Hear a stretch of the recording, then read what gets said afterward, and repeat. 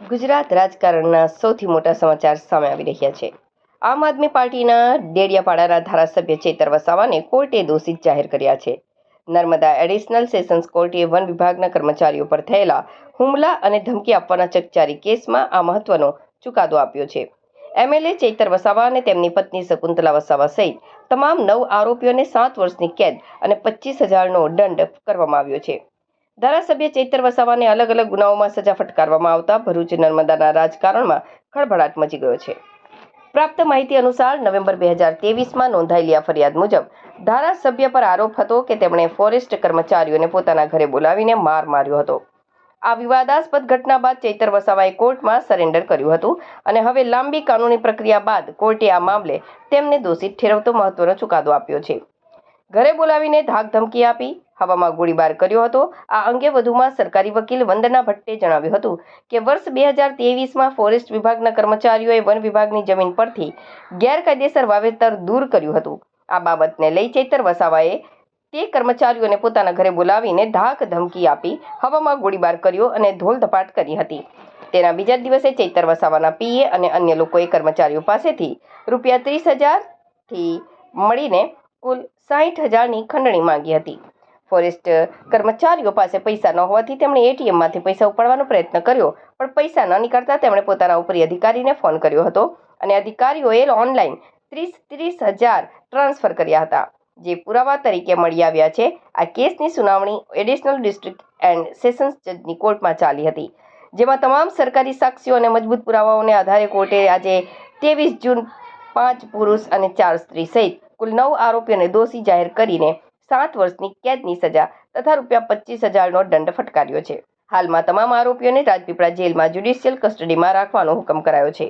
વધુમાં આરોપીઓ તરફથી નર્મદા જિલ્લાના વાતાવરણને દોડવામાં ન આવે તે કારણે અન્ય જિલ્લાની જેલમાં ટ્રાન્સફર કરવાની અરજી કરવામાં આવી છે. તેમજ આરોપીઓ પૈકી એક સગર્ભા મહિલા છે અને એક મહિલાને નવજાત બાળક હોવાથી બાળકને જેલમાં સાથે રાખવાની અરજી તેમના વકીલ દ્વારા કરવામાં આવી છે.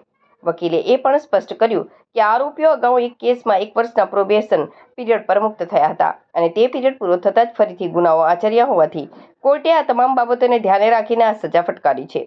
આ કેસમાં માત્ર ચેતર વસાવા જ નહીં પરંતુ તેમના પત્ની સહિત કુલ 9 આરોપીઓને કોર્ટે દોષિત ઠેરવ્યા છે. વન વિભાગના કર્મચારીઓ પર હુમલો કરવા, સરકારી ફરજમાં રૂકાવટ લાવવા અને હવામાં ફાયરિંગ કરી ધમકાવવાના ગંભીર આક્ષેપો હેઠળ આ ગુનો નોંધાયો હતો. આ અંગે એમએલએ ચેતર વસાવાએ જણાવ્યું હતું કે હું સામેથી સરેન્ડર થવા આવ્યો છું. બધાને કહેવા માંગુ છું કે હું અને મારો પરિવાર આદિવાસી સમાજ, નવયુવાનો, શિક્ષિતો અને પીડિતોને ન્યાય અપાવવા માટે છેલ્લા શ્વાસ સુધી લડતો રહીશ. બંધારણથી ચાલતી દેશની ન્યાય પ્રણાલી આ સંદર્ભે ન્યાય આપશે એનો મને વિશ્વાસ છે. જે ચુકાદો છે અમને માન્ય નથી. અમે હાઈકોર્ટ અને સુપ્રીમ કોર્ટ સુધી જવા તૈયાર છે અને ચેતરભાઈ પર જે ખોટી રીતે આ લોકોએ સજા આપી છે એ તો એમાં તો કોઈ મર્ડરર અને જે રેપિસ્ટ હોય એમને આ લોકો એટલી સજા નથી આપતા, પણ ભાજપ સરકારે ચેતરભાઈને ટાર્ગેટ કરીને નિર્દોષોને પણ સજા આપી છે, 9 જેવા, જેમને કોઈ લેવા દેવાનું પણ નથી અને આખું કેસ ખોટી રીતે રચેલું.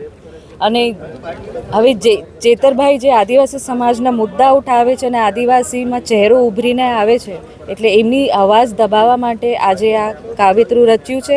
પણ અમે હાઈકોર્ટ અને સુપ્રીમ કોર્ટ સુધી જવા તૈયાર છે અને જનતા પણ હવે અવાજ ઉઠાવવા રોડ પર અમે ઉતરી છે. ચાહેલો જે પુરાવા પડ્યા એ જોતા 63% છૂટી જવાનો કેસ હતો, પણ સજા થઈ છે હકીકત છે.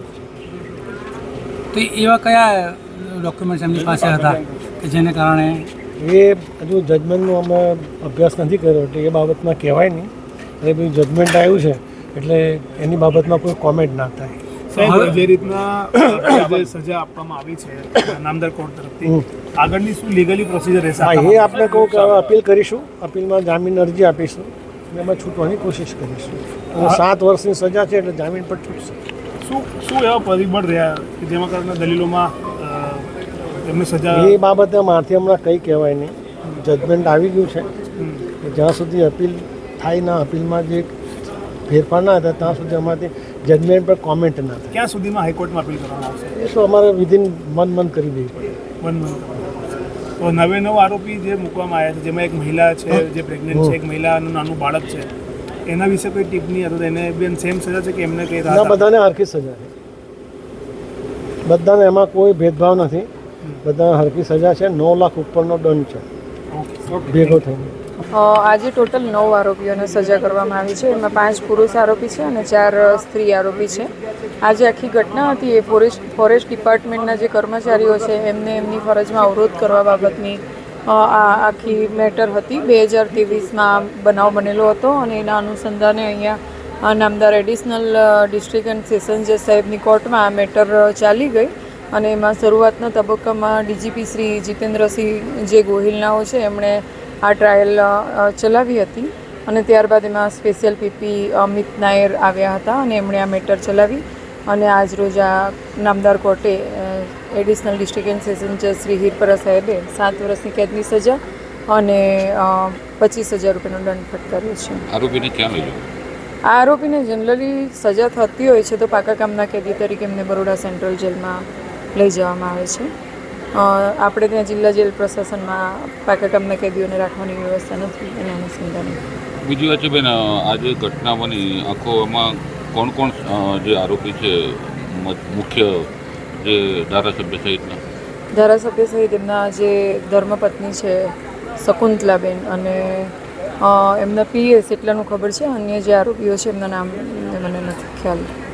2023માં જે ફોરેસ્ટ કર્મીઓ દ્વારા જે ફરિયાદ નોંધાવવામાં આવી હતી, આજે તેમાં આપણે કોર્ટ દ્વારા જે ચુકાદો કરવામાં આવ્યો છે તેમાં 7 વર્ષની સજા અને એક વ્યક્તિ દીઠ 95 થી 96,000 રૂપિયાનો દંડ કર્યો છે. ટોટલ 9,46,000 રૂપિયા દંડ કર્યો છે. અમને આવનારા દિવસોમાં ન્યાયપાલિકા પર પૂરેપૂરો ભરોસો છે, વહીવટીતંત્ર પર, કે ચૈતરજી નિર્દોષ છે. એમની પર ખોટી રીતે એમને ફસાવવામાં આવી રહ્યા છે, એમને ટાર્ગેટ કરવામાં આવે છે. સમગ્ર ગુજરાતમાં જ્યારે અમે જિલ્લા પંચાયત નર્મદા જિલ્લામાં બેસાડી છે એટલે ક્યાંક ને ક્યાંક આ ભારતીય જનતા પાર્ટીની આંખોમાં તેલ રેડાઈ રહ્યું છે. આજે પણ પ્રદેશ અધ્યક્ષ ડેડિયાપાડા વિધાનસભામાં સવારના 7 વાગ્યાથી આવ્યા છે, સાંજે 6 વાગ્યા સુધી એમનો કાર્યક્રમ છે. એટલે ક્યાંક ને ક્યાંક આવનારા દિવસોમાં 2027ને ધ્યાને રાખીને આ ભારતીય જનતા પાર્ટીને આ ડર સતાવી રહ્યો છે. એના માટે ચૈતરભાઈને ખોટી રીતે ટાર્ગેટ કરી અને 7 વર્ષ જેટલું એમના જે ધર્મપત્ની છે અને સાથે ટોટલ એ લોકો 9 જણ છે એમની પર આ ખોટી સજા કરવામાં આવી છે. પણ તેમ છતાં અમે આ ન્યાયપાલિકા પર પૂરેપૂરો વિશ્વાસ રાખીએ છીએ, ભરોસો રાખીએ છીએ કે અમે નિર્દોષ છીએ. અમને આવનારા દિવસોમાં હાઈકોર્ટના દરવાજા ખટખટાવીશું અને ત્યાં અમને ચોક્કસપણે ન્યાય મળશે.